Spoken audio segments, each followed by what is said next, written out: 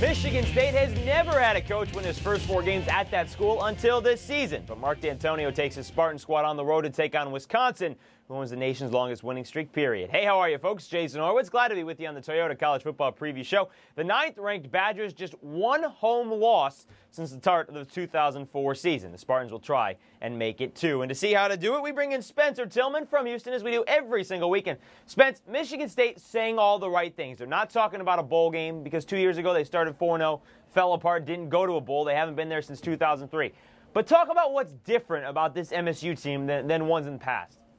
Well, I don't think there's a lot different right now that's visible, because I see it as a situation where, look at their history. They have, as you said, fallen apart in the second half.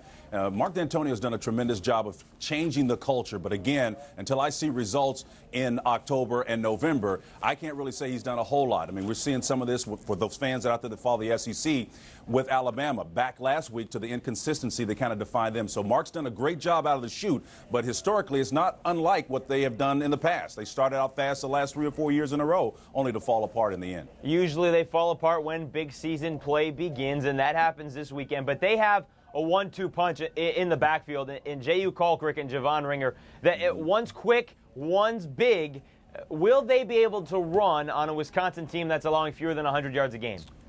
Well, as you said, Wisconsin is stingy in giving up those yards on the ground. But again, this will be the first formidable test of a pair of backs that have contrasting styles. So I think it'll be much more of a challenge for Brett Bielema and the Badgers. But at the end of the day, I think the contrast is going to be in their advantage. Michigan State has a chance to really do something special, and that's, of course, serve up a loss to Wisconsin at their place, Camp Randall. And it's going to become, because of the contrast in those style of those two runners, a big guy, as you said, and then a speed guy that can make some guys miss in space. So I really like that matchup. Well, everyone knows on the other side that Wisconsin has that big pounding back in P.J. Hill. We talked about it last week when they were facing Iowa. He had that good second half. But if Michigan State goes into this game and play Mark D'Antonio for a sec, game plan for me. How do you make Tyler Donovan beat you and not P.J. Hill?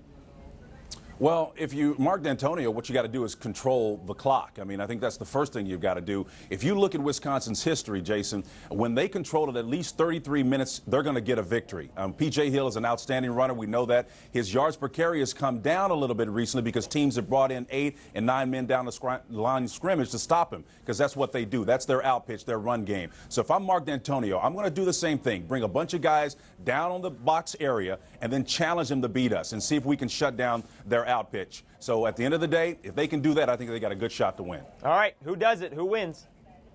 Well, I think Michigan State is going to pull off the upset. Last week, I thought it was going to be Penn State doing it, but I think Michigan State's culture is for real. As I said, I'm looking for evidence, but I think what I see right now is enough to give me that nod.